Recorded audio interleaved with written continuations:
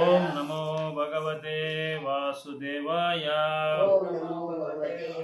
ನಾರಾಯಣಂ ನಮಸ್ಕೃತ್ಯಂ ನರಂ ಚೈವ ನರೋತ್ತಮಂ ದೇವೀಂ ಸರಸ್ವತಿಂ ವ್ಯಾಸಂ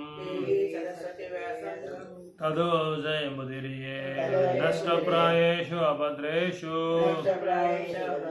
ನಿತ್ಯಂ ಭಾಗವತ ಸೇವಯಾ ಭಗವತೆ ಉತ್ತಮ ಶ್ಲೋಕೆ ಭಕ್ತಿರ್ಭವತಿ ನೈಷ್ಠಿಕಿ.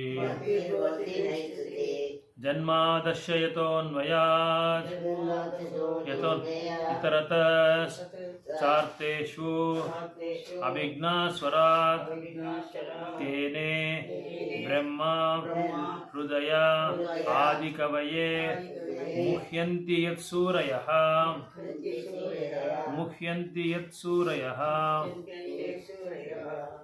ತೇಜೋ ವಾರಿಮೃದಂ ಯಥಾ ವಿನಿಮಯೋ ಯತ್ರ ತ್ರಿಸರ್ಗೋ ಮೃಷಾ ದಾಮ್ನಾ ಸ್ವೇನ ಸದಾ ನಿರಸ್ತಕುಹಕಂ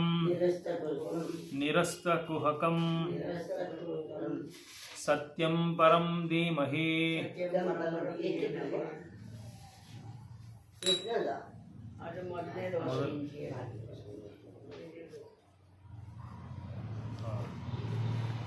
ಒಂದನೇ ಸ್ಕಂದ 5ನೇ ಅಧ್ಯಾಯ ಅಲ್ಲ, 4ನೇ ಅಧ್ಯಾಯ 4ನೇ 1ನೇ ಶ್ಲೋಕ ಆಗಿದೆ. 2 ಶ್ಲೋಕ ಆಗೈತೆ. 2 ಆಗಿದೆಯಾ? ಒಂದೇ ಆಗಿರೋದು.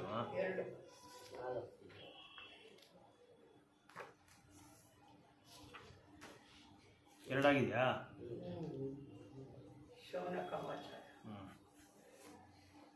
1, 4, 3 1ನೇ ಸ್ಕಂದ 4ನೇ ಅಧ್ಯಾಯ 3ನೇ ಪದ.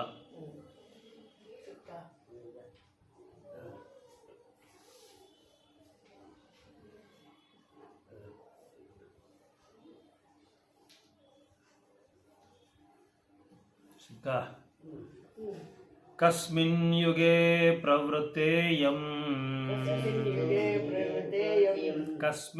ಯುಗೇ ಪ್ರವೃತ್ತೇಯಂ ಸ್ಥಾನೇ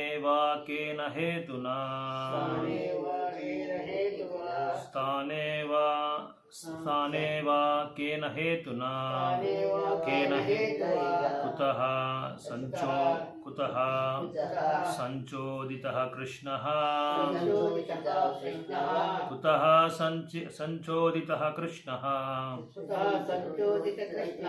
ಕೃತವಾನ್ ಸಂಹಿತಂ ಮುನಿ.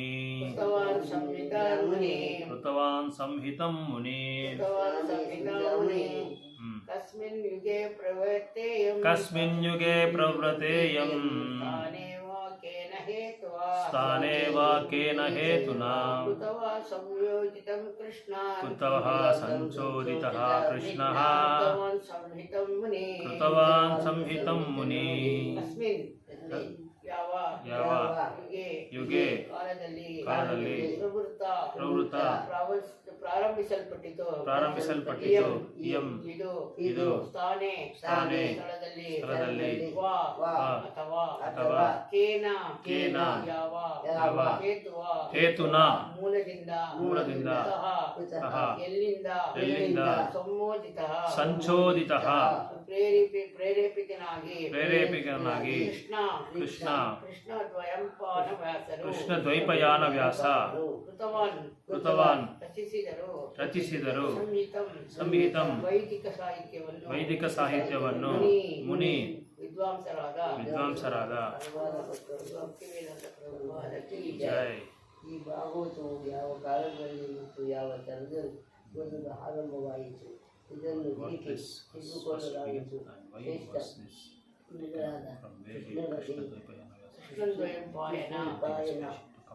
ವ್ಯಾಸರು ಈ ಸಾಹಿತ್ಯ ರಚಿಸಲು ಎಲ್ಲಿಂದ ಪ್ರೇರಣೆ ಮಾಡಿದರು. ಭಾವಾರ್ಥ ಶ್ರೀಮದ್ ಭಾಗವತವು ಶಿಲಾ ವೇದವ್ಯಾಸರ ವಿಶೇಷ ಕೊಡುಗೆ. ಆದ್ದರಿಂದ ವಿದ್ವಾಂಸರಾದ ಸೌನಕಾಮುನಿಗಳು ಇದನ್ನು ಕುರಿತು ಅನೇಕ ಪ್ರಶ್ನೆಗಳನ್ನು ಎತ್ತಿದ್ದಾರೆ. ಈಗಾಗಲೇ ವೇದವ್ಯಾಸರು ವೇದಗಳನ್ನು ಮಹಾಭಾರತವರೆಗೆ ಅಲ್ಪಬುದ್ಧಿಯ ಸ್ತ್ರೀಯರಿಗೆ, ಶೂದ್ರರಿಗೆ ಹಾಗೂ ಕೆಳಮಟ್ಟದ ದ್ವಿಜರಿಗೆ ತಿಳಿಯುವಂತೆ ಅನೇಕ ರೀತಿಯಲ್ಲಿ ವಿವರಿಸಿದ್ದಾರೆ ಎಂಬುದು ಅವರಿಗೆ ಗೊತ್ತಿತ್ತು. ಶ್ರೀಮದ್ ಭಾಗವತವು ಐಹಿಕವಾದ ಯಾವುದನ್ನು ಒಳಗೊಂಡಿಲ್ಲ. ಆದ್ದರಿಂದ ಅವರಿಗೆಲ್ಲ ಇದು ದಿವ್ಯವಾದುದು, ಆಧ್ಯಾತ್ಮಿಕವಾದುದು ಆಗಿದೆ. ಹೀಗಾಗಿ ಅದನ್ನು ಕುರಿತು ಪ್ರಶ್ನೆ ಬುದ್ಧಿವಂತಿಕೆಯಿಂದ ಕೂಡಿರುವಂಥ ಪ್ರಸ್ತುತವೂ ಆಗಿದೆ. 4. ತಸ್ಯ ಪುತ್ರೋ ಮಹಾಯೋಗಿ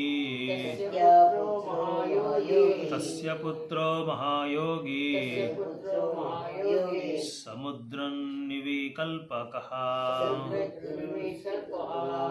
ಏಕಾಂತಮತಿರ್ ಉನಿದ್ರೋ ಗುದೋ ಮೂದವಿಯತೆ ಗೂಢೋ ಮೂದಾವಿಯತೆ ತಸ್ಯ ಪುತ್ರ ಮಹಾಯೋಗಿ ಸಮುದ್ರಜ್ಞೋ ನಿರ್ವಿಕಲ್ಪಕಃ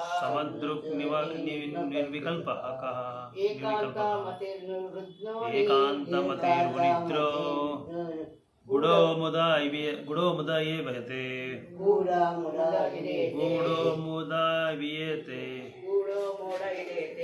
ತಸ್ಯ ಅವರ ಪುತ್ರಃ ಮಗನು ಮಹಾಯೋಗಿ ಒಬ್ಬ ಶ್ರೇಷ್ಠ ಭಕ್ತ ಸಮದೃಷ್ಟಿಯುಳ್ಳವನು ನಿರ್ವಿಕಲ್ಪಕಃ ಏಕೈಕ ತತ್ವವಾದಿ ಏಕಾಂತಮತಿ ಏಕತತ್ವವಾದದಲ್ಲಿ ಸ್ಥಿತಿನೋ ಅಥವಾ ಏಕಾಗ್ರ ಮನಸ್ಸುಳ್ಳವನು ಉನ್ನಿದ್ರಃ ಅಜ್ಞಾನವನ್ನು ಅಜ್ಞಾನವನ್ನು ಹಿಂದುಳಿದವನು ಗೂಢಃ ಮರೆಯಲ್ಲಿರುವವನು ಮೂರ್ಖನು ಇವ ಎಂಬಂತೆ ಈಯತೆ ಕಾಣುತ್ತಾನೆ. ಭಕ್ತಿವೇದಾಂತ ಸ್ವಾಮಿ ಶ್ರೀಲ ಪ್ರಭುಪಾದ ಕೀ ಜೈ. ವೇದವ್ಯಾಸರು ಪುತ್ರರು ಶ್ರೇಷ್ಠ ಭಕ್ತರಾಗಿದ್ದು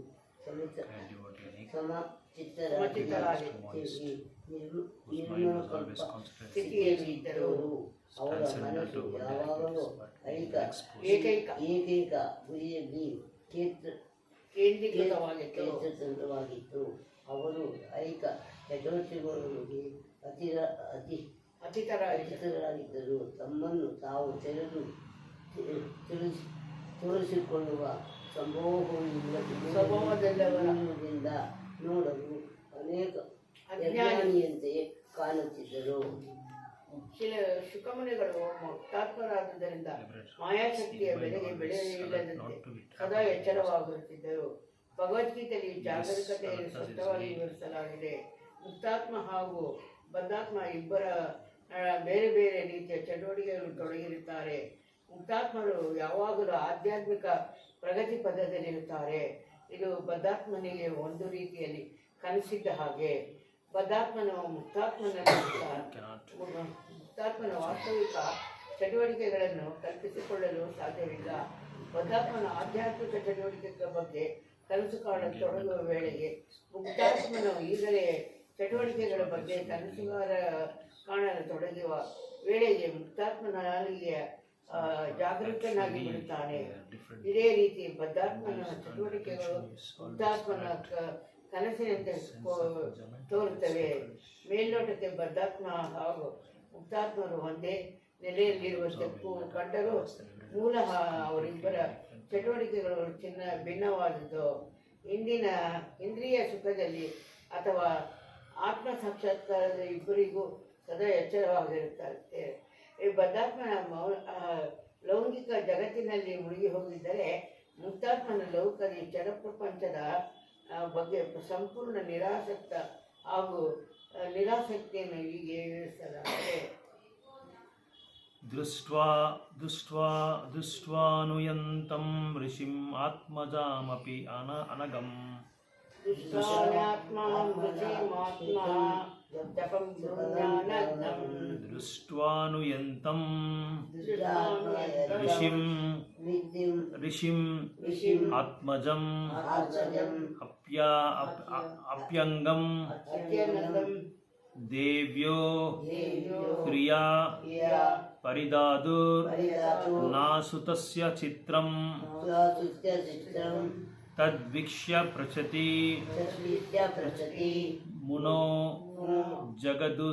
ಜಗದುಸ್ತ್ವಾಸ್ತಿ ಜಗದಿಚ್ಛಸ್ತಿ ಸ್ತ್ರೀ ಶ್ರೀ ಸ್ತ್ರೀಪುಂಬಿದ ಶ್ರೀಗೋವಿಂದ ನಾತು ನಾತು ಸೂತಸ್ಯ ಸುತಸ್ಯ ವಿವಿಕ್ತದೃಷ್ಟೇ ವಿವಿಕ್ತದೃಷ್ಟೇ ವರ್ಡ್ ಬೈ ವರ್ಡ್ ದೃಷ್ಟ್ವಾ ನೋಡಿ ನೋಡಿ ಅನುಯಾಂತಂ ಹಿಂಬಾಲಿಸುತ್ತಿರುವ ಋಷಿಂ ಋಷಿಯನ್ನು ಆತ್ಮಜಂ ತನ್ನ ಪುತ್ರ ಮಗನನ್ನು ಅಪಿ ಆದರೂ ಸಹ ಅನಗ್ನಂ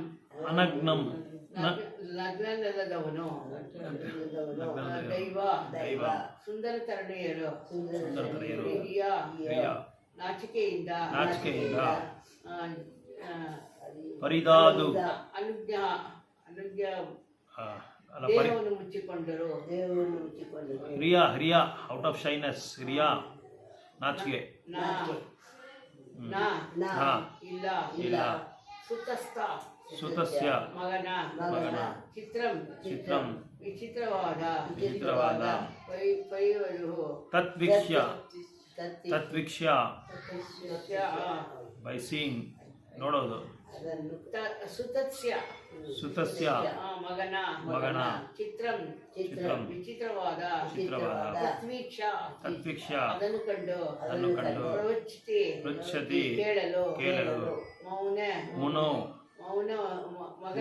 ಅಂದ್ರೆ ಮುನಿ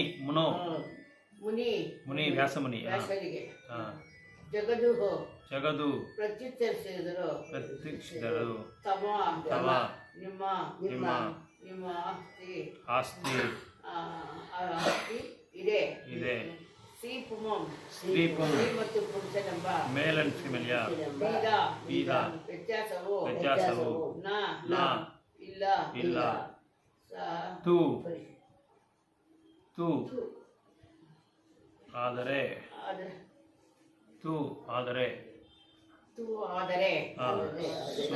ಸುತಸ್ಯ ಮಗನಿಗೆ ವಿವಿಕ್ತ ಪರಿಶುದ್ಧವಾದ ದೃಷ್ಟಿ ನೋಟಿಲ್ಲ ಅನುವಾದ ಶ್ರೀ ವೇದವ್ಯಾಸರು ಒಮ್ಮೆ ತಮ್ಮ ವೇದವ್ಯಾಸರು ಶ್ರೀ ವ್ಯಾಸದೇವ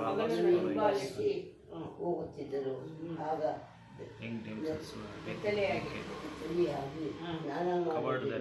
ಸುಂದರ ಕನ್ಯೆಯರು ವೇದವಾಸರು ಬೆತ್ತಲೆಯಾಗಿದ್ದರು.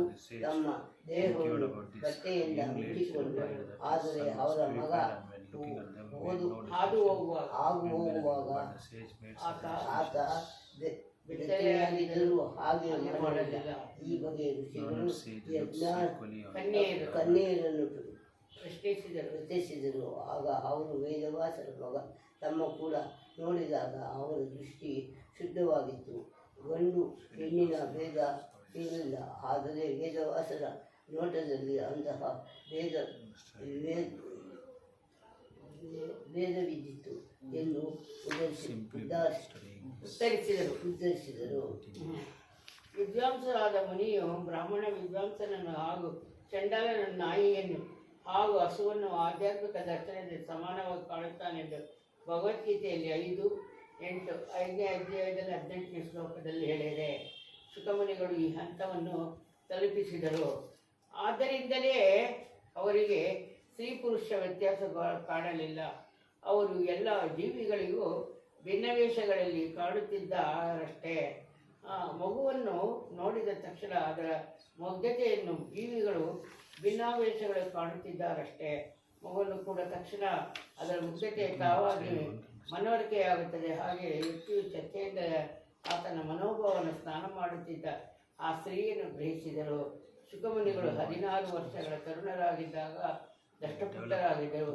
ಸ್ತ್ರೀಯರಂತೆಯೇ ಅವರು ನಗ್ನರಾಗಿದ್ದರು. ಆದರೆ ಅವರು ಕಾಮಾತೀತರಾಗಿದ್ದರಿಂದ ಮಗ್ನರಾಗಿ ತೋರಿಸಿದರು. ಆ ಸ್ತ್ರೀಯರು ತಮ್ಮ ವಿಶೇಷ ತಿಳುವಳಿಕೆಯಿಂದ ತಕ್ಷಣ ಇದನ್ನು ಗ್ರಹಿಸಿದರು. ಹೀಗಾಗ ಶುಕಮುನಿಗಳ ಬಗ್ಗೆ ಅವರು ಸಂಕೋಚ ಪಟ್ಟುಕೊಳ್ಳಲಿಲ್ಲ. ಆದರೆ ಅವರು ತಂದೆಗೆ ಹೋಗುವಾಗ ಮಾತ್ರ ಸಂಕೋಚದಿಂದ ಬಟ್ಟೆ ತೊಟ್ಟುಕೊಂಡ ಆ ಸ್ತ್ರೀಯರು ವೇದವ್ಯಾಸರ ಮಕ್ಕಳಂತೆ ಮೊಮ್ಮಕ್ಕಳಂತೆ ಇದ್ದರು. ವೇದವ್ಯಾಸರು ಗೃಹಸ್ಥರಾದುದರಿಂದ ಸ್ತ್ರೀಯರು ಸಾಮಾಜಿಕ ರೀತಿ ನೀತಿಗಳನ್ನು ತಕ್ಷಣ ಅನುಸರಿಸಿದರು. ಗೃಹಸ್ಥೆಯು ಸ್ತ್ರೀ ಪುರುಷನು ಫಲವನ್ನು ಗುರುತಿಸಲೇಬೇಕು, ಇಲ್ಲವಾದ ಆತ ಗೃಹಸ್ಥನಾಗಲಾರ. ಸ್ಥಿತಿ ಪುರುಷನ ಬಗ್ಗೆ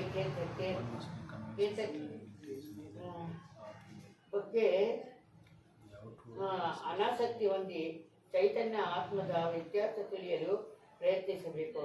ಅಂತ ವ್ಯತ್ಯಾಸವಿರುವವರಿಗೆ ಯಾರೊಬ್ಬರು ಶುಕಮುನಿಯಂತೆ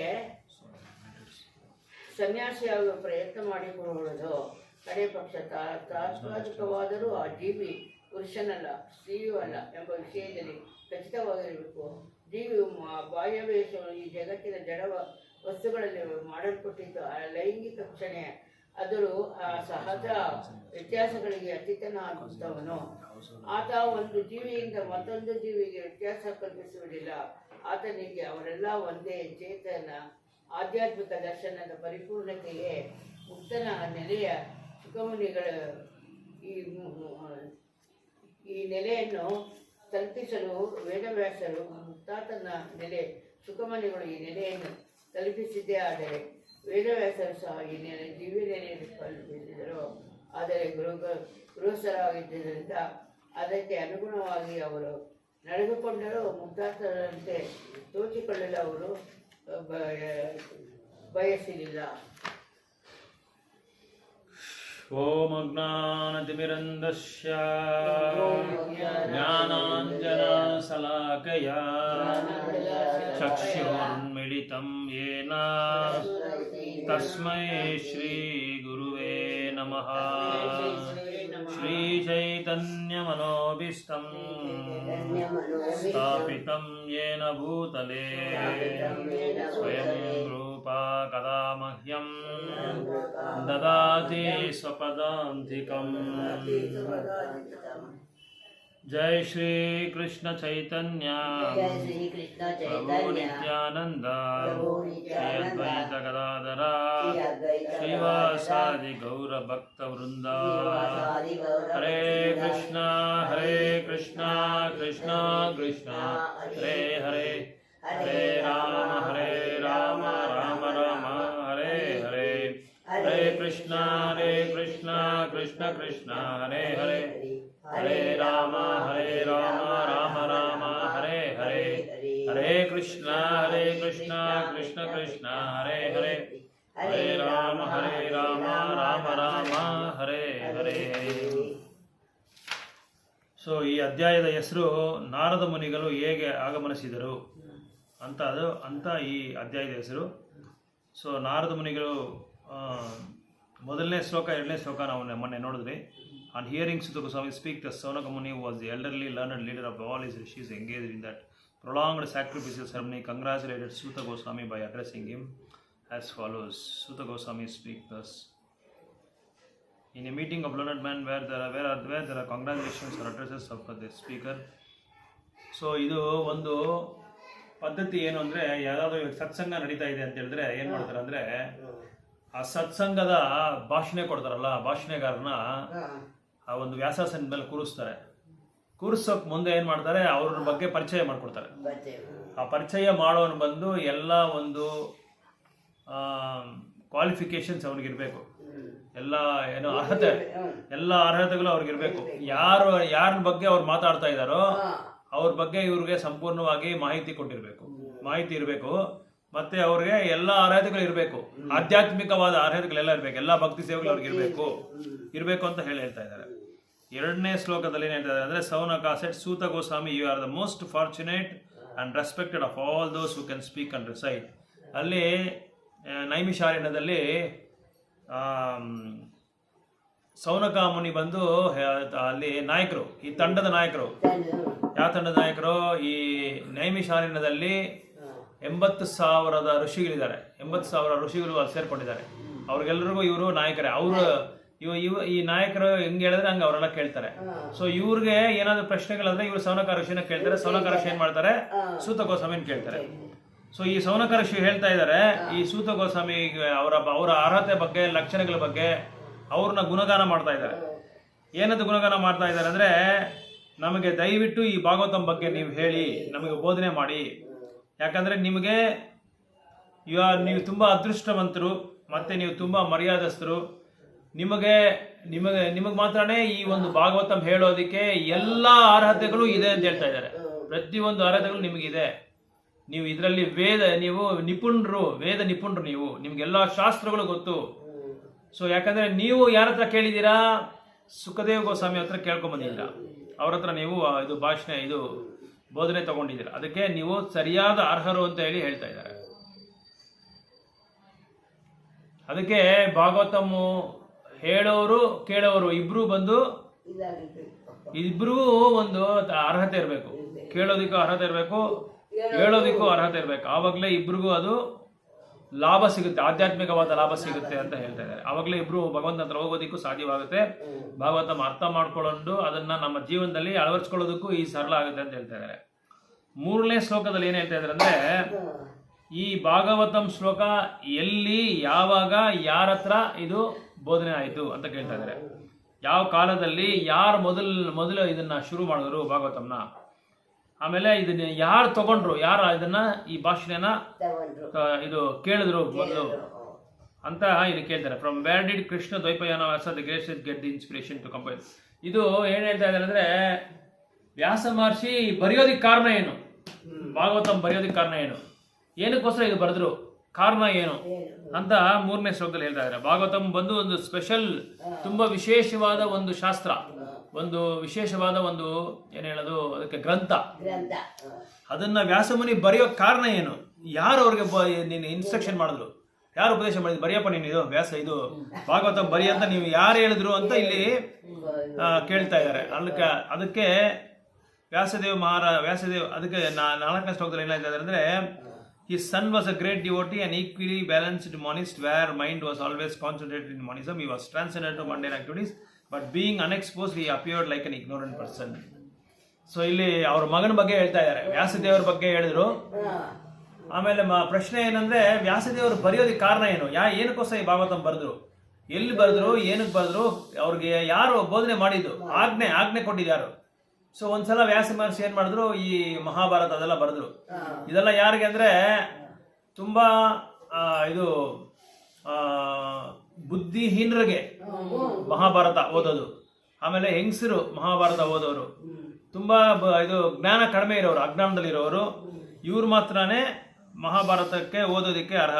ಇದು ಯಾಕಂದ್ರೆ ಬುದ್ಧಿ ಕಡಿಮೆ ಇರೋ ಹೆಂಗಸರು ಅದನ್ನ ಓದ್ತಾರಂತೆ, ಆಮೇಲೆ ಶೂದ್ರರು ಅವ್ರನ್ನು ಅದನ್ನ ಓದ್ತಾರಂತೆ, ಆಮೇಲೆ ತುಂಬಾ ಬದ್ಧ ಆತ್ಮರು ಇವ್ರು ಮಾತ್ರನೇ ಈ ಭಾಗವತ ಇದನ್ನ ಓದೋದು, ಯಾವ್ದನ್ನ ಮಹಾಭಾರತನ. ಅದಕ್ಕೆ ಶ್ರೀಮದ್ ಭಾಗವತಂ ಬಂದು ದಿವ್ಯವಾದ ಒಂದು ಗ್ರಂಥ, ಎಲ್ಲರೂ ಓದ್ಬೋದು, ಇದನ್ನ ಪ್ರತಿಯೊಬ್ಬರು ಓದ್ಬೋದು. ಸೊ ಅದು ಈ ತರ ಭೌತಿಕವಾದದಲ್ಲಿ ತುಂಬಾ ಇದು ಭಾಗವಹಿಸೋರನ್ನ ಓದ್ಬೇಕು, ಆಧ್ಯಾತ್ಮಿಕದಲ್ಲಿರೋರು ಓದ್ಬೇಕು ಅನ್ನೋದು ಏನಿಲ್ಲ. ಭಾಗವತಂ ಬಂದು ಎಲ್ಲರೂ ಓದ್ಬೋದು. ಸೊ ಅದು ಒಂದು ಎನ್ಕರೇಜರಿ. ಅದಕ್ಕೆ ನೀವು ಕೇಳಿದ ಪ್ರಶ್ನೆಗಳೆಲ್ಲ ತುಂಬಾ ಬುದ್ಧಿವಂತ ಪ್ರಶ್ನೆ ಅಂತ ಹೇಳ್ತಾ ಇದ್ದಾರೆ. ಸೊ ಇಲ್ಲಿ ವ್ಯಾಸದೇವರ ಮಗನ ಬಗ್ಗೆ ಹೇಳ್ತಾ ಇದ್ದಾರೆ. ವ್ಯಾಸದೇವರ ಮಗ ಹೆಸರೇನು? ಸುಖದೇವ್ ಗೋಸ್ವಾಮಿ. ಸುಖದೇವ್ ಗೋಸ್ವಾಮಿ ಗರ್ಭದಲ್ಲಿ 16 ವರ್ಷ ತಾಯಿ ಗರ್ಭದಲ್ಲಿ ಇದ್ರು. ತಾಯಿ ಗರ್ಭದಲ್ಲಿ ಇದ್ದಾದ್ಮೇಲೆ ಏನಾಯ್ತು, ಅವರು ಹೊರಗಡೆ ಬಂದ್ರು. ಹೊರಗಡೆ ಬರುವಾಗ ಅವರು ಮಗುಗೆ ಯಾವ್ದು ಬಟ್ಟೆಗಳಿರಲ್ಲ ಮೇಲೆ, ಹಂಗೆ ನಡ್ಕೊಂಡು ಹೋಗ್ತಾನೆ ಇದ್ದಾರೆ.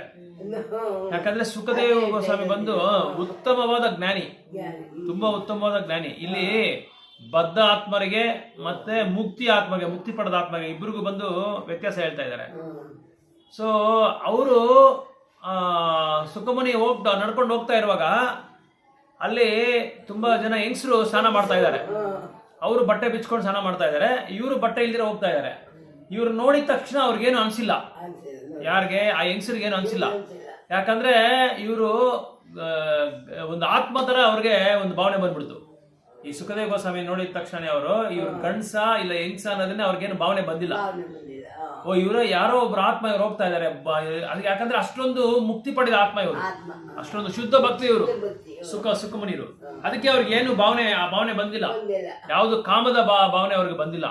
ಅದೇ ವ್ಯಾಸದೇವರು ಅವ್ರ ತಂದೆ ಹೋಗುವಾಗ ಏನಾಯ್ತು ಅಂದ್ರೆ ಇವ್ರು ಗೃಹಸ್ಥರು, ವಾಸದೇವರು ವ್ಯಾಸದೇವರು ಹೆಂಡತಿ ಇದಾರೆ, ಮಕ್ಳಿದಾರೆ, ಎಲ್ಲ ಇದಾರೆ. ಇವರು ಬಟ್ಟೆ ಹಾಕೊಂಡು ನಡ್ಕೊಂಡು ಹೋಗ್ತಾ ಇದಾರೆ ವ್ಯಾಸದೇವರು, ಆದ್ರೆ ಅವ್ರು ಬಟ್ಟೆ ಹಾಕೊಂಡಿಲ್ಲ ಹೆಂಗಸರು. ಇವ್ರು ನೋಡಿದ ತಕ್ಷಣ ಅವ್ರು ಬಟ್ಟೆ ಮುಚ್ಕೊಂಡ್ಬಿಟ್ರು, ಬಟ್ಟೆ ಹಾಕೊಂಡ್ಬಿಟ್ರು. ಅಂದ್ರೆ ವ್ಯಾಸ ಅವರು ಈ ಸುಖದೇವ ಗೋಸ್ವಾಮಿ ಅವರು ತುಂಬಾ ಉತ್ತಮವಾದ ಒಂದು ಸ್ಥಾನದಲ್ಲಿ ಇದ್ರು, ಉತ್ತಮವಾದ ಸ್ಥಾನದಲ್ಲಿ, ದೊಡ್ಡ ಜ್ಞಾನಿ, ಅತ್ಯುತ್ತಮ ಒಂದು ಭಕ್ತರು ಇವರು, ಯಾರು ಸುಖಮುನಿ. ಆದ್ರೆ ವ್ಯಾಸ ಮುನಿಗಳು ತುಂಬಾ ವಿಶೇಷವಾದ ಭಕ್ತರೇ, ಯಾಕಂದ್ರೆ ಭಗವಂತನ ಅಂಶನೇ. ಆದ್ರೇನು ಇವರು ಗೃಹಸ್ಥರಾಗಿದ್ದಕ್ಕೋಸ್ಕರ ಅಲ್ಲಿ ತೋರಿಸ್ಕೊಟ್ರು, ಗೃಹಸ್ಥರಿಗೂ ಬ್ರಹ್ಮಚಾರಿಗಳಿಗೆ ಸನ್ಯಾಸಿಗಳಿಗೆ ಈ ಒಂದು ವ್ಯತ್ಯಾಸ ಇರುತ್ತೆ. ಅಂದ್ರೆ ಇಲ್ಲಿ ಏನ್ ಅರ್ಥ ಅಂದ್ರೆ ಸನ್ಯಾಸಿ ಆಗಿರೋನು ದೇಹ ಆತ್ಮ ಅನ್ನೋ ಸಂಬಂಧನೇ ಅವನಿಗೆ ಇರಬಾರದು. ಎಲ್ಲಾರು ಆತ್ಮ, ಎಲ್ಲಾರು ಭಗವಂತನ ಅಂಶ ಅನ್ನೋ ಒಂದು ಭಾವನೆ ಅವನಿಗೆ ಬರ್ಬೇಕು, ಆವಾಗಲೇ ಅವ್ನು ಸನ್ಯಾಸ ಆಗೋದು.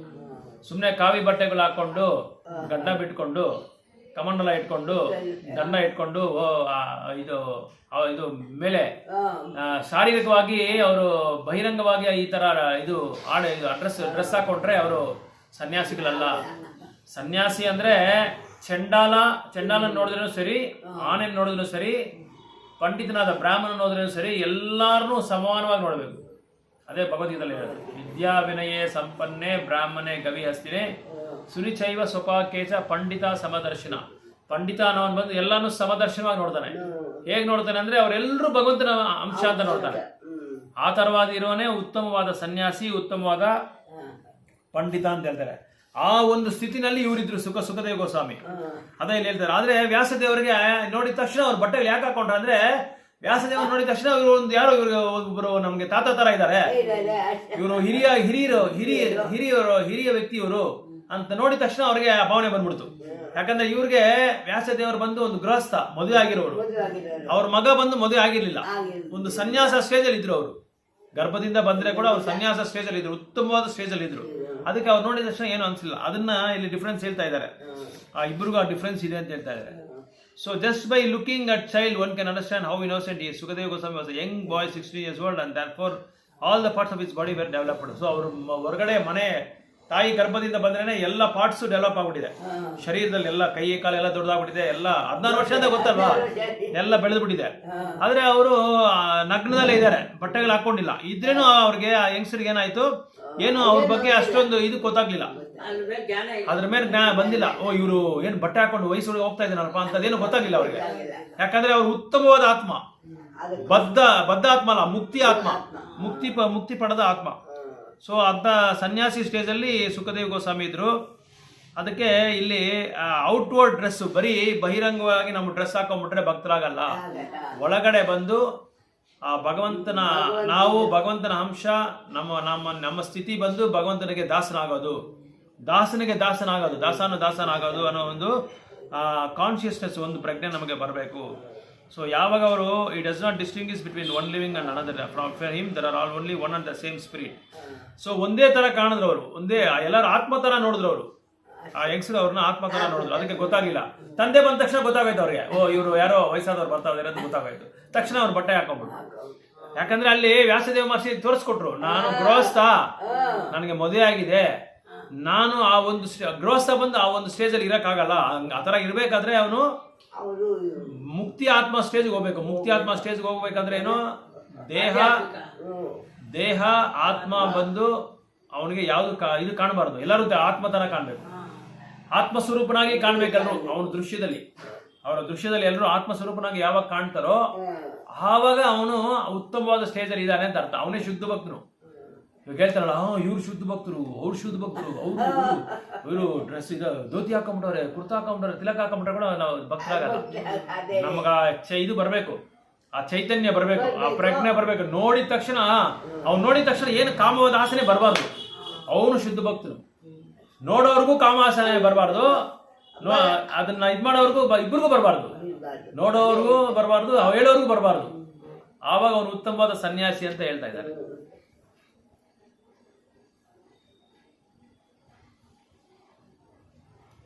ಸೊ ಈ ಥರ ನಾರದ ಮುನಿ ಅವ್ರಿಗೆ ಈ ಮಹಾಭಾರತ ಬರೆದ ಮೇಲೆ ಅವ್ರಿಗೆ ಸಂತೋಷ ತೃಪ್ತಿ ಆಗಲಿಲ್ಲ ವ್ಯಾಸದೇವರಿಗೆ.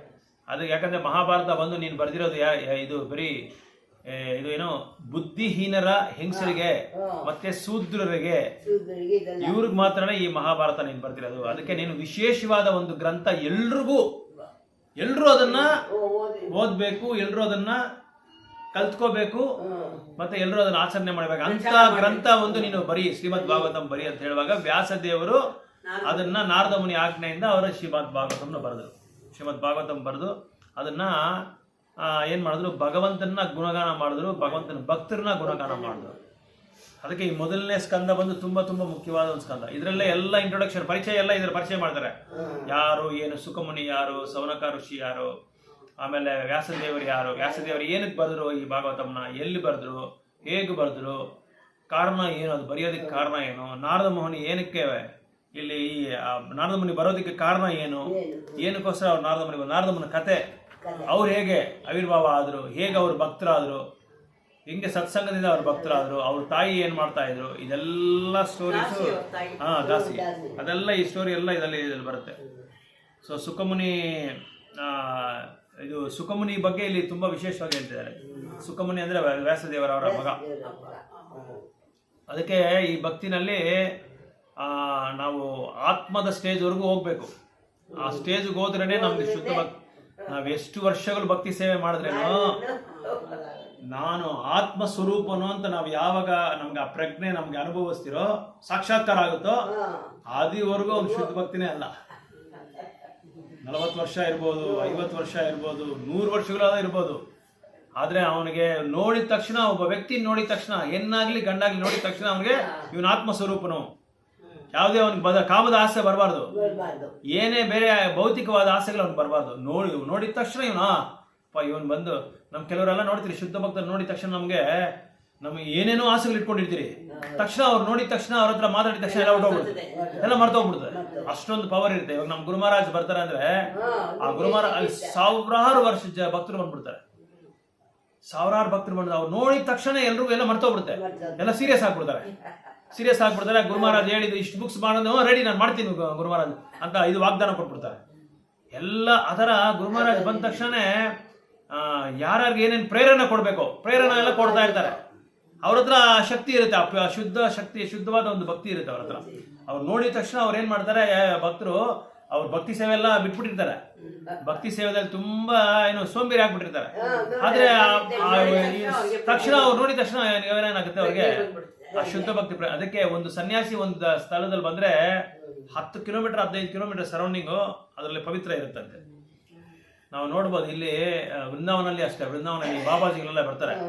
ಅವ್ರು ನೋಡಿದ ತಕ್ಷಣ ಊರೂರೇ ಬಂದ್ಬಿಡ್ತಾರೆ. ಅವ್ರು ನೋಡೋದಕ್ಕೆ ಊರೂರೇ ಬಂದ್ಬಿಡ್ತಾರೆ. ಅವ್ರು ಬೇರೆ ಅವರು ಇದ್ದಾರೆ, ವೃಂದಾವನದಲ್ಲಿ ಇದ್ದಾರೆ. ಅಲ್ಲ, ಅವ್ರು ಬಂದು ಇಸ್ಕಾನಲ್ಲಿ ಇಲ್ಲ, ಅವ್ರು ಬಂದು ಪ್ರೇಮಾನಂದ ಮಹಾರಾಜ್ ಅಂತ ಒಬ್ರು. ಅವ್ರು ಬಂದ್ರೆ ಎಲ್ಲರೂ ಬರ್ತಾನೆ, ಅವ್ರು ಬಂದ್ರೆ ಎಲ್ಲರೂ ಬಂದ್ಬಿಡ್ತಾರೆ. ಅವ್ರು ಪ್ರೇಮಾನಂದ ಮಹಾರಾಜ್ ಅಂತ, ಅವ್ರು ಕ್ಷೇತ್ರ ಸನ್ಯಾಸಿಗಳಲ್ಲಿ ಬೇರೆ ಬೇರೆ ಸನ್ಯಾಸಿ ಇದೆ. ಒಂದ್ ಸನ್ಯಾಸಿ ಏನ್ ಮಾಡ್ತಾರೆ, ಕೆಲವು ಸನ್ಯಾಸಿಗಳು ಸುತ್ತಾ ಇರ್ತಾರೆ, ಸಂಚಾರ ಮಾಡ್ತಾ ಇರ್ತಾರೆ. ಈಗ ನಮ್ಮ ಇಸ್ಕಾನಲ್ಲಿ ಎಲ್ಲಾ ಸನ್ಯಾಸಿಗಳು ಪ್ರಚಾರ ಮಾಡ್ಕೊಂಡು ಹೋಗ್ತಾ ಇರ್ತಾರೆ, ಎಲ್ಲಾ ಕಡೆ ಪ್ರಚಾರ ಮಾಡ್ತಾರೆ. ಆ ದೇವಸ್ಥಾನಕ್ಕೆ ಹೋಗ್ತಾರೆ, ಈ ದೇಶಕ್ಕೆ ಹೋಗ್ತಾರೆ, ಆ ದೇಶಕ್ಕೆ ಹೋಗ್ತಾರೆ. ಅಲ್ಲಿ ಕೆಲವರು ಏನ್ ಮಾಡ್ತಾರೆ, ಸನ್ಯಾಸಿಗಳು ಒಂದೇ ಕ್ಷೇತ್ರದಿಂದ ಹೊರಗಡೆ ಬರಲ್ಲ, ಆ ಕ್ಷೇತ್ರದಲ್ಲೇ ಪ್ರಚಾರ ಮಾಡ್ಕೊಂಡಿದ್ದಾರೆ, ಬೇರೆ ಕಡೆ ಹೋಗಲ್ಲ. ಆ ತರ ಅವ್ರಿಗೆ ಅವ್ರ ಗುರುಗಳು ಅವ್ರಿಗೆ ಇದು ಕೊಟ್ಟಿರ್ತಾರೆ, ಆಜ್ಞೆ ಕೊಟ್ಟಿರ್ತಾರೆ. ಕ್ಷೇತ್ರ ಸನ್ಯಾಸಿ ಅಂದ್ರೆ ಕ್ಷೇತ್ರದಲ್ಲೇ ಇರೋದು, ಅವ್ರು ವೃಂದಾವನಲ್ಲೇ ಇರ್ತಾರೆ. ಒಬ್ರವರೇ ಪ್ರೇಮಾನಂದ ಮಹಾರಾಜ್ ಅಂತ ಒಬ್ರವರೇ. ಅವ್ರು ನೋಡಿದ ತಕ್ಷಣ ಸಾವಿರಾರು ಜನ ಬಂದ್ಬಿಡ್ತಾರೆ. ನಿನ್ನೇನು ಅವ್ರ ಬಗ್ಗೆ ಎಲ್ಲ ಹೇಳಿದ್ದಾರೆ. ಅವರು ರೋಡಲ್ಲಿ ಬರ್ತಾ ಇದ್ರೆ ಅವ್ರ ಶಿಷ್ಯರೆಲ್ಲ ಏನ್ ಮಾಡ್ತಾರೆ, ಎಲ್ಲ ಲೈನ್ ಆಗಿ ನಿಂತ್ಕೊಂಡು ಚೈನ್ ಹಾಕೊಂಡ್ಬಿಡ್ತಾರೆ, ಯಾರು ಅವ್ರನ್ನ ಟಚ್ ಮಾಡಬಾರ್ದು ಅಂತ. ಲೈನ್ ಜನ ಓಡೋಡಿ ಬಂದ್ಬಿಡ್ತಾರೆ ಅವ್ರು ನೋಡಿ. ಅದೇ ತರ ನಮ್ಮ ಇದರಲ್ಲಿ ಅಷ್ಟೇ, ನಮ್ಮ ದೇವಸ್ಥಾನದಲ್ಲಿ ಅಷ್ಟೇ, ಮಹಾರಾಜ್ ಬಂದ್ರೆ ಹಂಗೆ ಕೆರಡೆ ಬೀಳೋದು, ನಮಸ್ಕಾರ ಮಾಡೋದು ಅವ್ರಿಗೆ, ಮತ್ತೆ ಅವ್ರನ್ನ ಅವ್ರ ಹತ್ರ ಮಾತಾಡ್ಬೇಕು ಅಂತ ನೋಡೋದು, ದರ್ಶನ ಕೊಡೋದು, ಇದೆಲ್ಲ ಸನ್ಯಾಸಿಗಳು ನೋಡಿದ ತಕ್ಷಣ ವೈಬ್ರೇಷನ್ ಬರುತ್ತೆ. ತಕ್ಷಣ ವೈಬ್ರೇಷನ್ ಇದು ಶಕ್ತಿ ನಮ್ಗೆ ಆ ಶುದ್ಧ ಭಕ್ತಿ ಮಾಡೋಣ ಅಂತ ಒಂದು ಪ್ರೇರಣೆ ಬಂದ್ಬಿಡ್ತಾರೆ. ಅದಕ್ಕೆ ಅವರೆಲ್ಲ ಮುಕ್ತಿ ಆತ್ಮ ಅವರೆಲ್ಲ. ಹೌದೌದು. ಅದೇ ಇದು ಸ್ಕಿನ್ ಪ್ರಾಬ್ಲಮ್ ಏನೋ ಬಂದ್ಬಿಟ್ಟಿದೆ, ಲೋ ಬಿ ಪಿ ಆಗ್ಬಿಟ್ಟಿದೆ. ಅವ್ರಿಗೆ ಆಗ್ತಾ ಇರುತ್ತೆ, ಏನೋ ಯಾವುದೋ ಒಂದು ಆಗ್ತಾ ಇರುತ್ತೆ. ಅವ್ರ ಪಾಡಿಗೆ ಅವರು ಇವಾಗ ನೋಡಿ ಮದುರೆಯಲ್ಲಿ ಒಂದು ಫಂಕ್ಷನ್ ಫಿಕ್ಸ್ ಮಾಡವ್ರೆ, ನೋಡ್ರಿ. ಗುರು ಆಗ್ನ ಅಂತ ಹೇಳ್ಬಿಟ್ಟು ಮಾರ್ಚಲ್ಲಿ ಅಲ್ಲಿ ಗುರು ಮಹಾರಾಜ್ ಅಲ್ಲಿ ಇವರು ಬಲರಾಮ್ ಪ್ರಭು ಏನ್ ಮಾಡೋರು, ದೊಡ್ಡ ಫಂಕ್ಷನ್ ಒಂದು, ಎಲ್ಲ ಡಿಸೈಬಲ್ಸ್ ಬರ್ತಾರೆ ಅವಾಗ, ಎಲ್ಲ ಶಿಷ್ಯರು ಅವರೆಲ್ಲ ಅವ್ರ ದೇವಸ್ಥಾನದಲ್ಲಿ ಒಂದು ದೊಡ್ಡ ಪ್ರೋಗ್ರಾಮ್ ಮಾಡಿದ್ದಾರೆ. ಆ ಥರ ಇವಾಗ ಅವ್ರಿಗೆಲ್ಲ ಏನೋ ನನಗೆ ಕಾಯಿಲೆ ಇದೆ, ನನಗೆ ಬಿ ಪಿ ಇದೆ, ಅವ್ರಿಗೆ ಎಷ್ಟೋ ಆಪರೇಷನ್ಗಳಾಗ್ಬಿಟ್ಟಿದೆ, ಕಿಡ್ನಿ ಟ್ರಾನ್ಸ್ಪ್ಲಾಂಟ್ ಆಗೋಗ್ಬಿಟ್ಟಿದೆ, ಲಿವರ್ ಟ್ರಾನ್ಸ್ಪ್ಲಾಂಟ್ ಆಗ್ಬಿಟ್ಟಿದೆ, ಕಣ್ಣು ಆಪರೇಷನ್ ಆಗಿದೆ, ಮೊನ್ನೆ ಕಣ್ಣು ಆಪರೇಷನ್ ಆಯ್ತು. ಆದ್ರೇನು ಚೈತನ್ಯ ಅಂತ ಓದ್ತಾನೆ ಇದ್ದಾರೆ. ಶಕ್ತಿ ಎಲ್ಲ ಇರೋಕ್ಕಾಗಲ್ವಲ್ಲ. ಈಗ ಕತ್ತು ನೋಗೆ ನಾನು 15 ದಿವಸ ಕಷ್ಟ ಬೀಳ್ತಾ ಇದ್ದೀನಿ, ಆಗ್ತಾ ಇಲ್ಲ. ಅವರು ಅದೇ ಆಪರೇಷನ್ಗಳಾಗಿ ಸರ್ಜರಿಗಳಾಗಿ ಕಣ್ ಮಾತಾಡಕ್ಕ ಬಿಕ್ಲು ತೊದಲು ಬೇರೆಯವರು ಟ್ರಾನ್ಸ್ಲೇಟ್ ಮಾಡ್ತಾರೆ. ಆವಾಗ್ಲೂ ಎಲ್ಲಾರನ್ನೂ ನೋಡ್ತಾರೆ. ಫಾರಿನ್ ಡಿವೋಟಿಸ್ನ ಅವ್ರಿಗೊಂದ್ಸಲ ಇದು ಅಸೋಸಿಯೇಷನ್ ಕೊಡ್ತಾರೆ ವಿಡಿಯೋನಲ್ಲಿ. ಆಮೇಲೆ ಇಂಡಿಯನ್ ಡಿವೋಟಿಸ್ ಒಂದು ಅಸೋಸಿಯೇಷನ್ ಕೊಡ್ತಾರೆ. ಆಮೇಲೆ ಮದುರೆಯಲ್ಲಿ ಒಂದು ಪ್ರೋಗ್ರಾಮ್ ಫಿಕ್ಸ್ ಮಾಡಿದ್ದಾರೆ. ಹೌದು, ಮದುರೆ ಪ್ರೋಗ್ರಾಮ್ ಅಲ್ಲಿ ಫಿಕ್ಸ್ ಮಾಡಿ ಇದೆಲ್ಲ ಏನಕ್ಕೆ ಅಂದ್ರೆ ಅವರೆಲ್ಲ ಸಾಧಾರಣವಾದ ಆತ್ಮಗಳಲ್ಲ, ಅವರೆಲ್ಲ ಭಗವಂತನೇ. ಇವಾಗ ಪ್ರಭುಪಾದರು ಕೊನೆ ಅವರ ಜೀವನ ಕಾಲದಲ್ಲಿ ಡಾಕ್ಟರ್ನ ಕರ್ಕೊಂಬಂದು ಟ್ರೀಟ್ಮೆಂಟ್ ತೋರಿಸಿದ್ರೆ ಡಾಕ್ಟರ್ ಹೇಳಿದ್ರೆ ಪ್ರಭುಪಾದರಿಗೆ, ಈ ಒಂದು ಕ್ಷಣದಲ್ಲಿ ಈ ಒಂದು ಕಂಡೀಷನ್ ಅಲ್ಲಿ ಬೇರೆ ನಾವ್ ಯಾರಾದ್ರೂ ಇದ್ದಿದ್ರೆ ಗೋಡೆಗೆ ಚೆಚ್ಕೊಂಡು ನಾವು ಸತ್ತೋಗ್ಬಿಡ್ತಾ ಇದ್ರಿ. ನೋವಿಗೆ ಅಷ್ಟೊಂದು ನೋವು ನಿಮ್ಮ ಹತ್ರ ನೀವು ತಡಿತಾ ಇದ್ರಿ. ಇವಾಗ ಹೇಗೆ ನೀವು ಇದೆಲ್ಲ ಹೇಗೆ ನೀವು ಇದೆಲ್ಲ ಮಾಡ್ತೀರಾ ಅಂತ ಹೇಳುವಾಗ ನನಗೇನು ಅವ್ರಿಗೆ ನನ್ನ ದೇಹ ಅನ್ನೋದೇ ಇಲ್ಲ ಗೊತ್ತಿಲ್ಲ ಅವ್ರಿಗೆ. ನಮ್ಗೆಲ್ಲ ನಮ್ ದೇಹ ಅಂತ ನಮ್ಗೆ ಗೊತ್ತು. ಒಂದು ಇರುವೆ ಮೇಲೆ ಹತ್ಬಿಟ್ರೆ ನಮ್ಗೆ ಚುಚ್ಚುಚ್ಚು ಡ್ಯಾನ್ಸ್ ಆಡ್ಬಿಡ್ತೀವಿ ನಾವು. ಆದ್ರೆ ಅವ್ರಿಗೆ ಒಂದ್ ಸೊಳ್ಳೆ ಕಚ್ಚಿದ್ರೆ ಏನ್ ಮಾಡ್ತೀರಿ, ತಕ್ಷಣ ನಾವು ಅದನ್ನ ಓಡಿಸೋರ್ಗು ಬಿಡೋದು. ಆದ್ರೆ ಅವ್ರಿಗೆ ದೇಹ ಅನ್ನೋ ಒಂದು ಸ್ವರ್ಣನೇ ಇಲ್ಲ ಅವ್ರಿಗೆ. ಆ ಒಂದು ಏನ್ ಹೇಳೋದು, ನೋವು ಅನ್ನೋದು ಗೊತ್ತು. ಆದ್ರೂ ಅವ್ರು ಅದನ್ನ ತಡ್ಕೊಂಡು ಪ್ರಚಾರ ಸೇವೆದಲ್ಲಿ ಯುಕ್ತರಾಗ್ಬಿಡ್ತಾರೆ. ಪ್ರಚಾರ ಅವ್ರು ಏನ್ ಮಾಡ್ತಾರೆ, ಸದಾ ಓದ್ತಾನೆ ಇರ್ತಾರೆ ಭಾಗವತ. ಅವ್ರ ಕೈಲಿ ಓದಕ್ ಆಗದೆ ಇದ್ರೆ ಬೇರೆಯವ್ರು ಓದಿಸ್ತಾರೆ, ಬೇರೆಯವ್ರ ಹತ್ರ ಓದಿಸ್ತಾರೆ. 50 ಜನ ಅವ್ರೆ ಗುರು ಮಹಾರಾಜ್ಗೆ ಸೇವೆ ಮಾಡೋರು. ಒಬ್ಬೊಬ್ರು ಭಾಗವತ ಓದೋರು, ಒಬ್ರು ಡ್ರೆಸ್ ಮಾಡೋರು, ಒಬ್ರು ಸ್ನಾನ ಮಾಡಿಸೋರು, ಒಬ್ರು ಮೆಡಿಸಿನ್ ಕೊಡೋರು. ಈ ತರ ಒಬ್ಬೊಬ್ರು ಒಂದೊಂದು ಸೇವೆ, ಗುರು ಸೇವೆ. ಗುರುಗೆ 2 ಸೇವೆ ಇದೆ. ಒಂದು ಸೇವೆ ಬಂದು ವಾಣಿ ಸೇವೆ, ಇನ್ನೊಂದು ಬಂದು ಇದು ದೇಹದ ಸೇವೆ ಮಾಡೋದು. ವಾಣಿ ಸೇವೆ ಅಂದ್ರೆ ಗುರು ಮಹಾರಾಜ್ ಹೇಳೋ ಇನ್ಸ್ಟ್ರಕ್ಷನ್ಸ್, ಮಹಾರಾಜ್ಗಳು ಹೇಳೋ ಇನ್ಸ್ಟ್ರಕ್ಷನ್ಸ್, ಗುರು ಹೇಳೋ ಒಂದು ಬೋಧನೆಗಳನ್ನ ಕೇಳ್ಕೊಂಡು ಅದನ್ನ ಆಚರಣೆ ಮಾಡ್ಕೊಳ್ಳೋದು. ವಾಪು ಸೇವೆ ಅಂದ್ರೆ ಶರೀರಕ್ಕೆ ಮಾಡೋ ಸೇವೆ. ಯಾವಾಗ್ಲೂ ಬಂದ್ಬಿಟ್ರು ಮೆಡ್ರಾಸ್, ಮಾಯಾಪುರದವ್ರೆ. ಮೆಡ್ರಾಸ್ ತುಂಬಾ ದಿನ ಇದ್ರು, ಅಲ್ಲಿ ಟ್ರೀಟ್ಮೆಂಟ್ ತಗೊಂತಾ ಇದ್ರು. ಅದಕ್ಕೆ ಒಬ್ಬ ಡಿವೋಟಿ ಬಂದು ಒಂದು ಮನೆನೇ ಕೊಟ್ಬಿಟ್ರು ಗುರು ಮಹಾರಾಜ್ಗೆ. ಒಂದು ಮನೆನೇ ಕೊಟ್ಬಿಟ್ಟಿದ್ರು. ಆ ಮನೆಯಲ್ಲೇ ಗುರು ಮಹಾರಾಜ್ ಟ್ರೀಟ್ಮೆಂಟ್ ಎಲ್ಲ ಮಾಡ್ಕೊಂಡು ತುಂಬಾ ದಿನ ಅಲ್ಲೇ ಇದ್ರು. ರಥಯಾತ್ರೆ ದಿನನೂ ಅಲ್ಲೇ ಇದ್ರು. Last 2 years before. ಈ ತರ ಸನ್ಯಾಸಿಗಳಿಗೆ ಅವರು ಆತ್ಮ ಅನ್ನೋದೇ ಆತ್ಮಸ್ವರೂಪ ಅಂತ ಅವ್ರಿಗೆ ಗೊತ್ತು. ಅವ್ರಿಗೆ ನಾವು ದೇಹ ಅನ್ನೋ ಒಂದು ಭಾವನೆನೇ ಅವ್ರ ಚಿಂತನೆ ಇರಲ್ಲ ಅವ್ರಿಗೆ. ನಮಗೆಲ್ಲ ಏನಾದಂದ್ರೆ ಇನ್ನೂ ನಾವು ಆ ಒಂದು ಸ್ಥಾನಕ್ಕೆ ನಾವು ಬಂದಿಲ್ಲ.